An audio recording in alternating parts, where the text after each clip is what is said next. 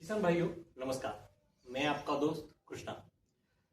भाइयों, हम भारतवर्ष में कई सारे राज्यों में टमाटर की खेती करते हैं, लेकिन एक्चुअल टमाटर खेती का उत्पादन देखा जाए तो बहुत ही कम ज्यादा है, क्योंकि नई आने वाली वैरायटीज और किन क्लाइमेट में कौन सी वैरायटी का प्लांटेशन हमें करना चाहिए, ये सारे मुद्दों को ध्यान में रखते हुए आज का हमारा पीपीटी प्रेजेंटेशन जो है कि टमाटर खेती की पूरी जानकारी भाग क्रमांक 1 में हम कौन से मौसम में कौन सी वैरायटी प्लांटेशन कर सकते हैं, या बहुत सारे जो मुद्दे हैं प्लांटेशन तक, आज हम वो डिस्कस करने वाले हैं।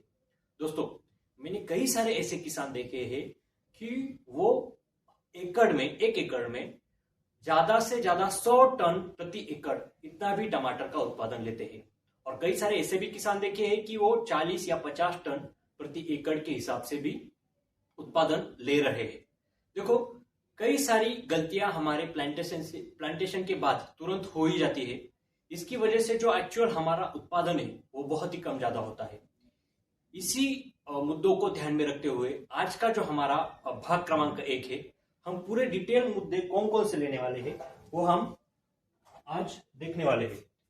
देखो किसान भाइयों, बहुत सारे जो इंपॉर्टेंट पॉइंट है उसमें से प्लांटेशन तक देखो, टमाटर खेती का महत्व, एक्चुअल टमाटर खेती का महत्व क्या है, ये जो मुद्दा हमने पहले रखा है। उसके बाद में दूसरा मुद्दा है क्लाइमेट कैसे रिक्वायर्ड है, कैसा क्लाइमेट में हम टमाटर खेती कर सकते हैं। जो तीसरा मुद्दा है मिट्टी कैसी होनी चाहिए। आगे का जो हमने मुद्दा रखा है वैरायटीज, जो हाइब्रिड वैरायटीज मार्केट में आ चुकी है उसका हम कैसे चयन करें, हमारे खेत में हमारे क्लाइमेट कंडीशन में कौन सी वैरायटी का प्लानिंग करें। आगे का जो मुद्दा है वो नर्सरी मैनेजमेंट, रोपों का सिलेक्शन या जो सीडलिंग्स है, सीडलिंग का सिलेक्शन कैसे करें, खेत की तैयारी और बेसल डोज। देखो, आज हम ये जो मुद्दे हैं हमारे आज का जो सेशन है उस सेशन में लेने वाले हैं। दोस्तों, पहले का जो मुद्दा है वो है टमाटर का महत्व। देखो, भारत में कई सारे राज्यों में टमाटर की खेती की जाती है, और जो हमारा सब्जी में एक प्रमुख क्रॉप जो है, मुख्य क्रॉप है, वो है टमाटर। टमाटर से हमें विटामिन ए, विटामिन सी, टमाटर से vitamin A, vitamin C, lycopene, ये जो न्यूट्रिएंट है ये जो हमें अच्छे मिलते हैं। सलाद, सब्जी, सॉस, केचप और कई सारे जो हमारे खाद्य है उनमें टमाटर का इस्तेमाल किया जाता है। देखो, वर्ष भर, पूरे वर्ष में टमाटर की खेती का जो मार्केट है वो स्टेबल रहता है। फ्लक्चुएट मार्केट थोड़ा बहुत तो रहता है, लेकिन स्टेबल मार्केट रहता है। उसके कारण हमें जो टमाटर खेती से जो फसल से लाभ है, लाभ अच्छा मिलता है। आगे का जो हमने पॉइंट रखा है वो है क्लाइमेट रिक्वायरमेंट। देखो, वर्ष भर में आप किसी भी मंथ में, किसी भी महीने में टमाटर खेती का प्लांटेशन कर सकते हो, लेकिन उसके लिए हमें जो क्लाइमेट है, ज्यादा ठंड भी नहीं होना चाहिए और ज्यादा गर्मी भी नहीं होनी चाहिए। जो कांस्टेंट टेम्परेचर है वो टमाटर खेती के लिए अच्छा रहता है। इसलिए हमने यहां दिया है कि 24 डिग्री सेल्सियस से 24 डिग्री सेल्सियस से 30 डिग्री सेल्सियस टमाटर की खेती की ग्रोथ यहां अच्छी होती है। किसान भाइयों, देखो, हम टमाटर की खेती करते हैं। कई किसान हैं जो बारिश के समय टमाटर का प्लांटेशन कर सकते हैं, कई किसान हैं जो गर्मी के समय में प्लांटेशन करते हैं, और कई किसान ठंड में भी प्लांटेशन कर सकते हैं। देखो, जब हमारे क्लाइमेट में जो रेजिस्टेंस क्वालिटी है हमारी फसल की जितनी अच्छी होगी उतनी अच्छी हमारे टमाटर की फसल की ग्रोथ अच्छी रहेगी। इसलिए मैं कहता हूं कि सही वैरायटी का चुनाव सही महीने में, सही क्लाइमेट में होना बहुत ही जरूरी है। इसलिए हमने जो आगे का पॉइंट रखा है वो है सॉइल। देखो, हर मिट्टी में आप टमाटर की खेती कर सकते हो, हर मिट्टी में, चाहे आपकी जमीन ब्लैक डिप सॉइल हो, चाहे रेड सॉइल हो, चाहे लाइट सॉइल हो, किसी भी प्रकार की मिट्टी में आप टमाटर खेती कर सकते हो। लेकिन आपको वेल ग्रोथ, अच्छी ग्रोथ ब्लैक डीप सॉइल में अपनी जो टमाटर है वो बहुत ही अच्छे से ग्रो होती है।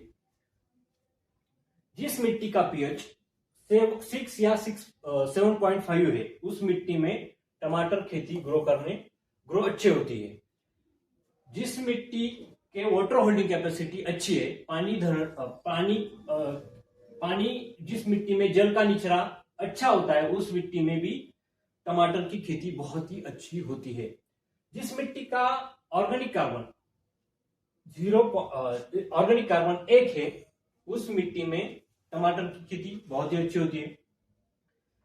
जिस मिट्टी में चूना मतलब कैल्शियम कार्बोनेट बहुत ही ज्यादा है उस मिट्टी में आप ज्यादा से ज्यादा टमाटर का प्लांटेशन जो है वो नहीं कर सकते। देखो, जहां कैल्शियम कार्बोनेट ज्यादा है वह फसल में फॉस्फोरस, जिंक, फेरस इन प्रकार के न्यूट्रिशन में अपटेक के लिए बहुत ही दिक्कत होती है। इसलिए जिन किसान की मिट्टी चुनखड़ी युक्त है, कैल्शियम कार्बोनेट युक्त है, वहां आप प्लांटेशन मत कीजिए।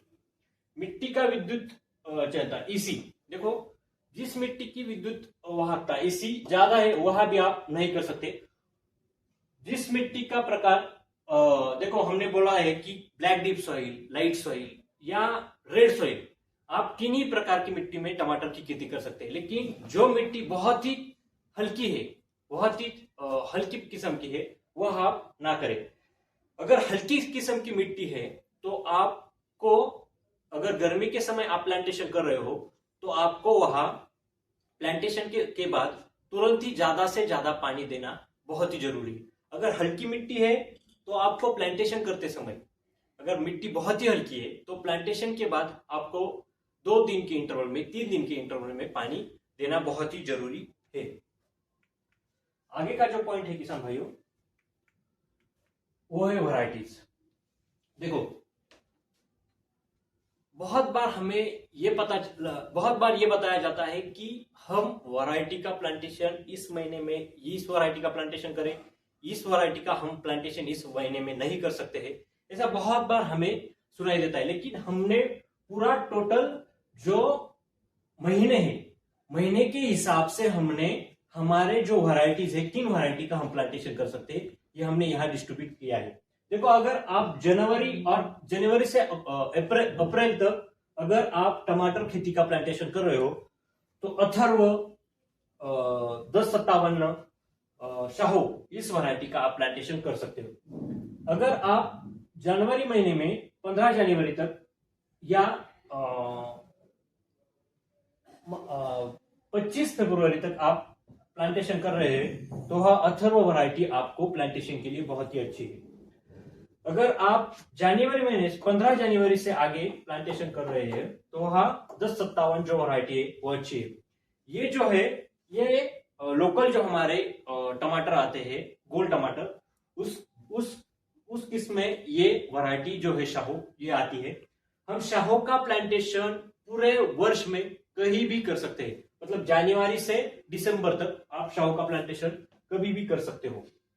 दोस्तों, आगे की जो है ये भी जो वैरायटी है ये आप जनवरी से अप्रैल तक कभी भी प्लांटेशन कर सकते हो। उसमें है 6242, अभिलाष, अभिषेक और विरांग। अगर देखा जाए तो विरांग ये जो वैरायटी है हम पूरे वर्ष में सितंबर से लेके जनवरी तक हम ये जो वैरायटी है पूरी प्लांटेशन कर रहे हैं। ये पूरी वैरायटी देख ली हमने कि कौन सी वैरायटी का प्लांटेशन हम कब कर सकते हैं। आगे का जो है मई से अगस्त तक। देखो, मई महीने अगर आप 15 मई से प्लांटेशन कर रहे हो, 15 मई से आप अगस्त तक आर्यमान का प्लांटेशन कर सकते हो। ये जब बारिश ज्यादा होगी तो बारिश में स्टेबल रहने के लिए ये जो वैरायटी है ये है। देखो, मई महीने में गर्मी बहुत ज्यादा रहती है और जैसे जैसे आप जाए मई, जून और जुलाई तक तो हम देखते हैं कि ये जो वैरायटी है ये गर्मी में भी स्टेबल रहती है और बारिश में भी स्टेबल रहती है। इसलिए बहुत ज्यादा किसान महाराष्ट्र में आर्यमान वैरायटी का प्लांटेशन बहुत ज्यादा करते हैं। आगे की जो वैरायटी है हम 2048 जो मेघदूत नाम से प्रचलित है सिजेंटा कंपनी की। ये भी वैरायटी हम 25 मई से प्लांटेशन कर सकते हैं। 25 मई से हम प्लांटेशन कर सकते हैं। 25 मई से हम इस वैरायटी का प्लांटेशन कर सकते हैं। आगे की जो पिछले साल नई आई हुई वैरायटी जो है 0108 जो वैरायटीज पिछले साल नई आई है, उसका भी बहुत ही ज्यादा प्लांटेशन किया जा रहा है। देखो हमने ये देखी गर्मी और बारिश में जो मई से अगस्त तक प्लांटेशन की जाने वाली वैरायटी। आगे की वैरायटीज है, ये भी आप बारिश में या गर्मी में इस्तेमाल कर सकते हैं मई और अगस्त तक। उसमें 2174 ये जो सिजेंटा कंपनी की मेघदूत आती है, ये भी एक हाइब्रिड वैरायटीज है। आगे है रसिका 225 जो आप प्लांटेशन करते समय 15 जुलाई के आगे आप प्लांटेशन कर सकते हो। ये जो रसिका 225 है वो बाहो का भी प्लांटेशन आप अर्ली में जो मई महीना है, मई महीने से जून तक आप प्लांटेशन कर सकते हो। और योगी 35 जो है, आप योगी 35 का लेट मतलब अगस्त महीने तक आप प्लांटेशन कर सकते हो। अगस्त महीने तक आप प्लांटेशन कर सकते हो। ये जो हमने वैरायटीज देखी, पूरी डिटेल कौन से महीने में कौन सी वैरायटी का प्लांटेशन करना चाहिए, ये हमने डिटेल इंफॉर्मेशन यहाँ देखी। आगे है सितंबर से दिसंबर तक। देखो किसान भाइयों, यहाँ बारिश बहुत ही कम होनी शुरू हो जाती है और ठंड का मौसम यहाँ चालू हो जाता है। इसलिए हमें ऐसी वैरायटी का प्लानिंग करना है जो बारिश में भी स्टेबल रहे और ठंड में भी, क्योंकि ठंड में ज्यादा वैरायटीज की पत्तियां मुड़ जाना, वायरसेस के सिम्टम ये चालू हो जाना शुरू हो जाते हैं। इसलिए हमें प्लांटेशन करते समय ये बात ध्यान में रखनी है कि जो वैरायटीज बारिश में भी, आखिर की जो बारिश है उसमें भी और जो आने वाली ठंड है उसमें भी स्टेबल रहे, ऐसी वैरायटी का हमें प्लांटेशन करना बहुत ही जरूरी है। वहां देखो यूएस कंपनी की जो वैरायटीज है, यूएस कंपनी की जो वैरायटीज है 2853 एक वैरायटी है। हमने जो पिछली स्लाइड में देखी कि योगी 35 जो है वो भी आप सितंबर महीने के स्टार्टिंग में इस्तेमाल कर सकते हो। ज्यादा आगे गए तो ये वैरायटी नहीं चलेगी, ये ध्यान में रखो। और उसके बाद जो रसिका है 225 उसका भी प्लांटेशन आप सितंबर महीने में कर सकते हो। ज्यादा आगे गए आप तो भी ये वैरायटी आगे नहीं चलेगी, ये ध्यान में रखिए। फिर आगे कौन सी वैरायटी चलेगी दिसंबर महीने में? देखो दिसंबर महीने में आप बाहो का प्लांटेशन कर सकते हो। जो बाहो वैरायटी है उसका प्लांटेशन आप कर सकते हो दिसंबर महीने में, सॉरी सितंबर महीने में स्टार्टिंग में। उससे आगे आप ना जाए, दिसंबर महीने तक ना जाए, आप सितंबर महीने तक प्लांटेशन कर सकते हो। फिर दिसंबर महीने में आपको विरांग का प्लांटेशन और अथर्व का प्लांटेशन आप यहाँ कर सकते हो। और भी एक सिजेंटा की है जो है सिजेंटा की 1057 जो सिजेंटा की, आप उसी का भी प्लांटेशन यहाँ कर सकते हो। आगे का है दोस्तों फिर तैयार, खेती कैसे तैयार करें। देखो जब टमाटर खेती का प्लानिंग आता है तो हमें मालूम है कि हमें ज्यादा से ज्यादा बेड के ऊपर हम प्लांटेशन करते हैं। लेकिन जो ट्रेडिशनल मेथड थी, डायरेक्टली मिट्टी के ऊपर हम प्लांटेशन करते थे, अगर वो उस प्लांटेशन मेथड को छोड़ के हम अभी बेड प्रिपरेशन प्रॉपर करने के बाद ही हम टमाटर की खेती का प्लानिंग कर रहे हैं।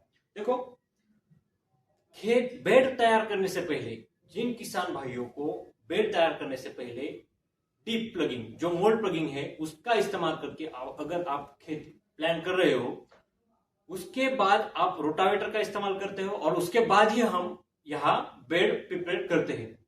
देखो हम देख रहे हैं कि जो मिट्टी का जो ऑर्गेनिक कार्बन है वो बहुत ही कम होता जा रहा है। उसका एक कारण है प्लगिंग। जितनी डीप प्लगिंग आप करेंगे उतना ही हमारे मिट्टी का ऑर्गेनिक कार्बन कम होता जाएगा, ये बात ध्यान में रखो। अगर हम अपने मिट्टी में हर साल प्लगिंग कर रहे हैं तो अपने मिट्टी का हर साल नॉट 1% से हम ऑर्गेनिक कार्बन यहाँ कम कर रहे हैं। ये भी बात हमें जानना बहुत ही जरूरी है। अब ऑर्गेनिक कार्बन कैसे कम होता है ये भी हम देखेंगे। देखो, मैंने कई सारे ऐसे किसान देखे हैं कि वो हर साल हमारे मिट्टी में गोबर का इस्तेमाल कर रहे हैं, हर साल हमारे मिट्टी में ऑर्गेनिक मटेरियल का इस्तेमाल कर रहे हैं, फिर भी हमारे मिट्टी का जो दिन ब दिन ऑर्गेनिक कार्बन है वो बहुत ही कम होता जा रहा है। जब कई किसानों ने मुझे ये पूछा कि ऑर्गेनिक कार्बन कैसे कम होता जा रहा है, तो मैंने उनको बोला कि आप जो ऑर्गेनिक मटेरियल इस्तेमाल कर रहे हैं वो तो आधावट डिकम्पोज मटेरियल यूज कर रहे हैं, इसके कारण आपका ऑर्गेनिक कार्बन नहीं बढ़ रहा है। उसके बाद आप जो डीप प्लगिंग कर रहे हैं, तो उस डीप प्लगिंग से जो कार्बन है जो मिट्टी में स्टोर होना चाहिए वो स्टोर नहीं हो रहा है, वो तो इवेपोरेट होके जा रहा है। इसी वजह से आपके मिट्टी का जो ऑर्गेनिक कार्बन है वो दिन ब दिन बहुत ही कम होता जा रहा है। इसलिए हमें प्लगिंग करते समय ध्यान में रखना है कि हर साल हमें हमारे मिट्टी की प्लगिंग नहीं करनी है। आप हैरो का इस्तेमाल करके आपका खेत तैयार कर सकते हो या रोटावेटर का इस्तेमाल करके आप खेत तैयार कर सकते हो। इसलिए मैं कहता हूं कि 3 साल के बाद हमें प्लगिंग करनी जरूरी है। अगर आप 3 साल के बाद प्लगिंग करेंगे, ऑर्गेनिक मटेरियल का इस्तेमाल आप अच्छा करेंगे, तो अपने मिट्टी का थोड़ा बहुत कार्बन थोड़ा आपको बढ़ने लगेगा। देखो, बेड प्लानिंग, हमने ये जो पिछली स्लाइड देखी है, यहां लिखा है कि खेत में 2 या 3 बार आप डीप प्लगिंग का इस्तेमाल करें या गहरी जुताई कर ले। देखो, इसलिए मैं कहता हूं यह जुताई करते समय हैरो का इस्तेमाल करिए। उसके बाद आपको बेड प्लान करना है। अभी बेड का जो स्ट्रक्चर है हम यहाँ देख रहे हैं, ये जो प्रॉपर स्ट्रक्चर नहीं है बेड का, ये जो बारिश के समय बेड प्लानिंग किया गया है, इसलिए ये प्रॉपर स्ट्रक्चर है। बेड का जो प्रॉपर स्ट्रक्चर है वो पूरा ऐसा गोल आना चाहिए। देखो किसान भाइयों, जो बेड का जो स्ट्रक्चर है पूरा,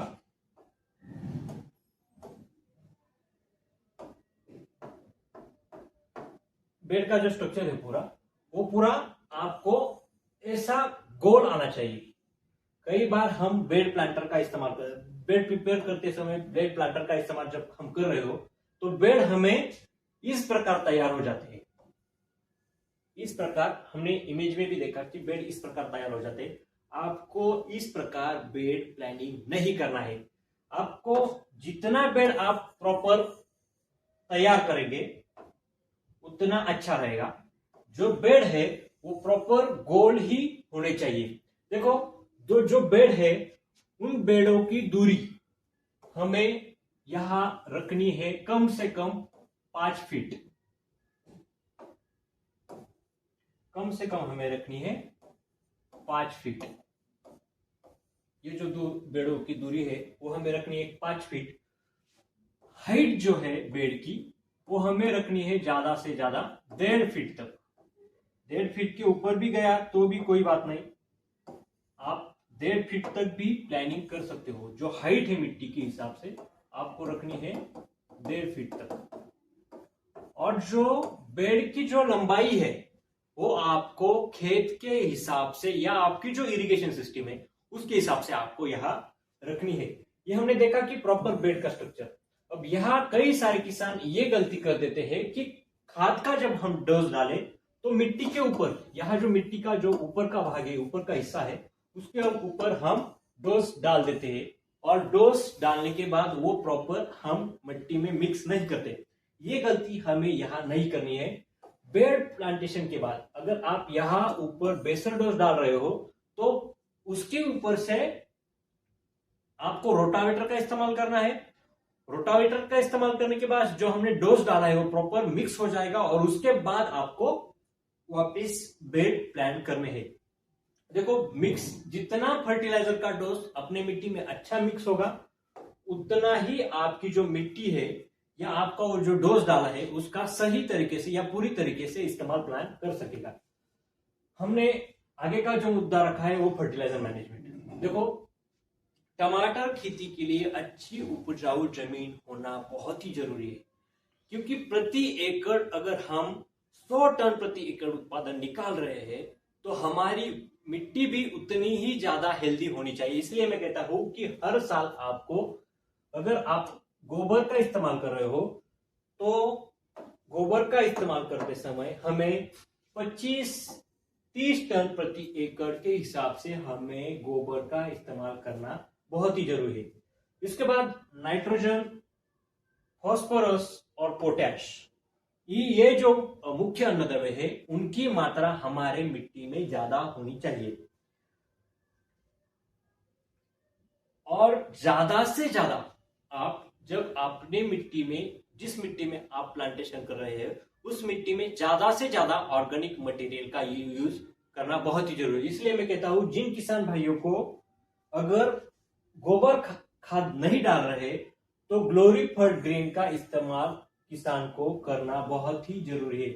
आप ग्लोरीफर्ड प्रोम 10 से 15 बैग प्रति एकड़ के हिसाब से आप अपनी मिट्टी में डाल सकते हो, ये जान लो। अगर आपके पास गोबर खाद नहीं है, तो आप ग्लोरीफर्ड ग्रीन का इस्तेमाल यह कीजिए। आगे दोस्तों, हमें बेसल डोज मिट्टी के हिसाब से कैसे तैयार करना है। देखो, किसी भी मिट्टी में जो न्यूट्रिशन है, अगर आपको वो मालूम है, तो आप उसके हिसाब से आप जो है बेसल डोज प्लान कर सकते हो। पर अगर आपको अपनी मिट्टी में न्यूट्रिशन कौन कौन से है अगर आपको मालूम नहीं है, तो जान लो कि आप बेसल डोज प्रॉपर यहां प्लान नहीं कर सकते। इसलिए मैं कहता हूं कि अपनी मिट्टी की जांच कर लेना बहुत ही जरूरी है। ये जो आनंद बायोकेम है, यहाँ मिट्टी के सैंपल भेज के आपकी जो सॉइल है वो टेस्ट यहाँ कर सकते हो। बेसल डोज, देखो मैंने पहले ही कहा था कि मिट्टी में कौन से न्यूट्रिशन है, उसके हिसाब से हमें बेसल डोज प्लान करना है। अगर आपकी मिट्टी में फास्फोरस ज्यादा है लेकिन अनअवेलेबल है, तो आपको वहां जो बैक्टीरिया आता है, फास्फोरस सोल्युबलाइजिंग बैक्टीरिया, वो देना जरूरी है। अगर आपकी मिट्टी में पोटैश ज्यादा है, तो आपको पोटैश पर अनअवेलेबल है, तो आपको केएमबी जो है वो देना जरूरी है। अगर आपके मिट्टी में फास्फोरस या पोटैश नहीं, उदाहरण के लिए बता दे रहा हूं मैं, फास्फोरस या पोटैश दोनों भी नहीं है, तो आपको यहाँ पोटैश और फास्फोरस डालना जरूरी है। अगर पहले से ही मिट्टी में है, तो आप ऊपर से डाल रहे हो और वो प्लांट नहीं ले रहा, तो उस मिट्टी में जो फास्फोरस और पोटैश है, उसका जीरो यूज वहां हो रहा है। ये बेसल डोज है दोस्तों, हमने बेसल डोज किया है यहाँ। आप किसी भी प्रकार की मिट्टी के लिए ये डाल सकते हैं, लेकिन अगर आप सॉइल टेस्ट करने के बाद अगर आपका बेसल डोज तैयार करेंगे तो वो अच्छा रहेगा। देखो 14-35-14 जो है वो आपको 50 kg प्रति एकड़ डालना है। 10-26-26 50 किलो प्रति एकड़। पंचम गोल्ड 25 किलो प्रति एकड़ आपको डालना है। एटोसीड, इसमें सिलिकॉन, देखो अगर हम गर्मी में अगर टमाटर खेती का प्लानिंग कर रहे हो, तो ये जो आइटोसिल है, ये फोटोन सिंथेसिस एक्टिविटी के लिए बहुत ही अच्छा है। आप यहाँ आइटोसिल 50 किलो प्रति एकड़ के हिसाब से आप डालिए। पॉलीसल्फेट 25 किलो प्रति एकड़। और जो मिट्टी में जो कीटक है उनको नियंत्रित करने के लिए आप 200 किलो प्रति एकड़ के हिसाब से जो निमोली पेड़ है उसका इस्तेमाल कर सकते हो। देखो बेसल डोज डालते समय मैंने बोला है कि आपको मिट्टी में उसका वेल मिक्स कर लेना बहुत ही जरूरी है। आप जितना डोज अच्छी तरह से मिट्टी में मिला लेंगे उतना अच्छा रहेगा। आगे का है दोस्तों मल्चिंग। देखो हर किसान, हमने बेड का स्ट्रक्चर देख लिया, 5 फीट का बेड बनाना है। जो दूरी है वो जमीन के हिसाब से या इरिगेशन सिस्टम के हिसाब से दूरी लेनी है। जो हाइट है वो आप 1 या 1.5 फीट तक, और उससे ऊपर भी गई, बारिश के समय उससे ऊपर जानी चाहिए 1.5 फीट के ऊपर। लेकिन गर्मी का समय है, ठंड का समय है, आप 1.5 फीट तक हाइट ले सकते हैं। जो हमारा जो विड्थ है, विड्थ पे हमने देख लिया 5 फीट तक। लेकिन पेपर मल्चिंग करते समय बहुत सारे किसान ये गलती करते हैं कि जो मल्चिंग का सिलेक्शन है वो प्रॉपर नहीं करते हैं। हम यही देखने वाले हैं दोस्तों। देखो यहाँ मल्चिंग पेपर ट्रैक्टर के हिसाब से डाला जा रहा है, हम देख रहे हैं ट्रैक्टर के हिसाब से मल्चिंग पेपर यहाँ डाला जा रहा है। देखो बेड जो है, बेड का जो प्रॉपर स्ट्रक्चर हमने यहाँ देखा कि जो बेड का जो प्रॉपर स्ट्रक्चर है,